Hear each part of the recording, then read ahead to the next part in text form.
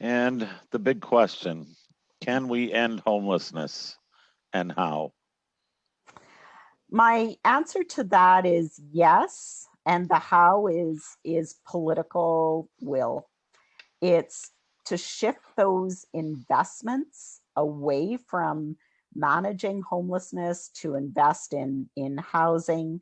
Um, and I think you're well aware, we had massive withdrawal of investments in housing in the 90s, and we have not uh, replaced housing. So we did an analysis a few years ago where we saw that the low end of market housing in our community here in Victoria was decreasing.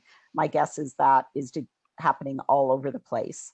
So not only are we not investing in housing, but we're losing that lower end of market housing. And governments can actually do something about that. They can increase those investments. They can also stop what's going on around that, because those low end of market are getting picked up often by investors. They could be bought by governments, as an example. I think another major thing is to really look at improving the homeless-serving system so that it's not a snakes and ladders game. And I think one of the key ways to do that is through involving people who've experienced or are experiencing homelessness, to be able to truly engage with partnership with them.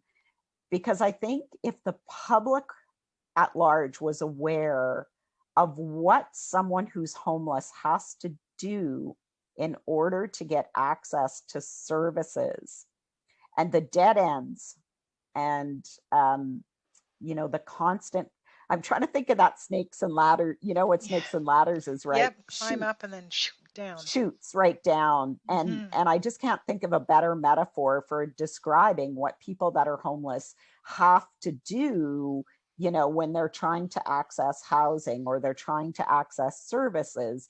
Because they I'll just take a simple example. Housing in Victoria is very expensive. Average cost of a bachelor is about $1,200 a month. People get 375 on social assistance. The government does provide some rent subs for market housing, but they provide 450 a month. So you can do your math there. You have about $825 to try to find a place to rent. So yes, we gave you a rent up, but now we're sending you down the chute, because where are you going to find a place to rent for that amount of money? And if someone's living on disability, they're not going to be able to top up that extra $300 or $400 to be able to pay for that.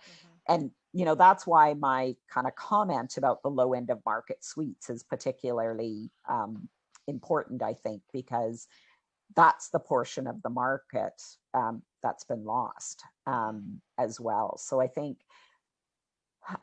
it is possible to end homelessness and make movement towards ending homelessness um, through some of the interventions, particularly the investments in social housing and affordable housing, um, and involving people who have lived expertise of homelessness to be able to help inform a better system that's not such a snakes and ladders game. It is. You're so true. That's a wonderful analogy, the snakes and ladders. We did some research in City of Kawartha Lakes, which is here in Ontario. It's a ruralish, townish. And that when they were just as they were doing the guaranteed income program that they were studying from our Ontario government, just as they were coming to the end of it, and the anxiety and the angst of people who, with guaranteed income, had been able to find a place to live, who knew that the minute that that stopped, they wouldn't have what they Mm-hmm. needed to be able to stay in that place. And they'd, gotten on their feet. They'd gotten to be able to um, get some work and start to make that step out. And then government shifts and somebody doesn't Yeah. like it, and the system steps in and throws you down that chute. Exactly. And it happens all the time, around people, even though disability is not adequate to, a living income, you know, people are always running into glitches with, if they take employment, their disability can be clawed back, Mm-hmm. right? Mm-hmm. And there's restrictions around that. And so, or, eligibility for programs is, um, sometimes dependent on certain criteria, which, okay, you put all that, you try to get an appointment, you try to get it set up, and then you get there and then you find out, oh, I'm not actually eligible for that. So there's not a lot of coordination around the system. The other thing I just want to mention is that, we can talk about ending homelessness, and that's absolutely critical, but we also need to prevent homelessness. And, we have to keep remembering that as long as we have this set of conditions in place where we're not investing in housing, where people don't have an adequate income, where employment is unstable, we're going to keep having people enter into homelessness. Mm-hmm.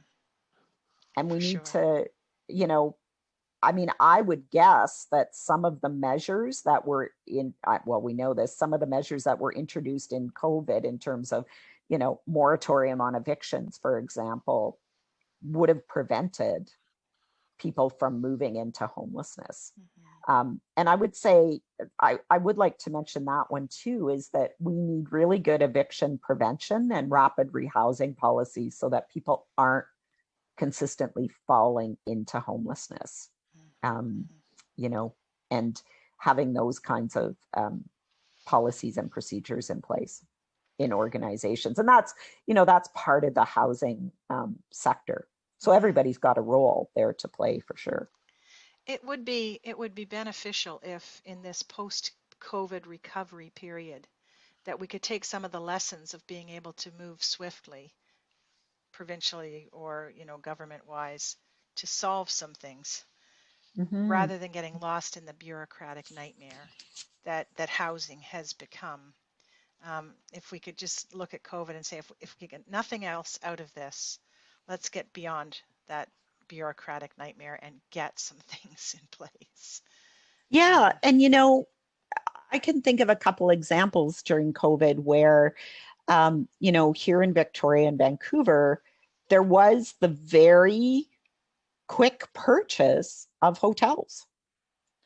Um, and for some people that's worked out extremely well, I would say. In terms of a stable living situation, um, that that while more permanent housing is being added. So when I think of that kind of response, we've had like I'm not sure the exact number, but somewhere between 300 and 400 hotel rooms made available. That's a pretty significant infusion into our system of, mhm, accommodation for people. Um, that happened very quickly. So mhm, I would agree. The lessons learned from COVID are that we can do things to end homelessness, and we actually can do it quickly when there's the political will there to do it. mhm.